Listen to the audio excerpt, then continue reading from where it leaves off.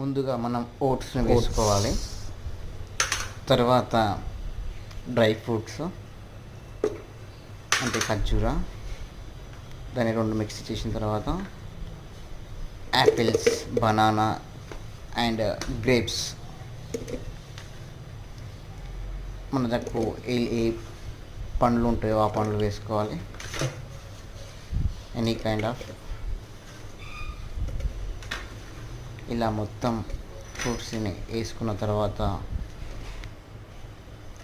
Peanut butter 1 table spoon సరిపోతుంది. మీ దగ్గర honey ఉంటే హనీ వేసుకోవచ్చు. హనీ అనేది జస్ట్ స్వీట్ కోసం. తర్వాత ప్రోటీన్ GNC ప్రోటీన్ పౌడర్, తర్వాత మిల్క్ యాడ్ చేసుకొని టోటల్గా మిక్స్ చేసేసి తాగేయడమే.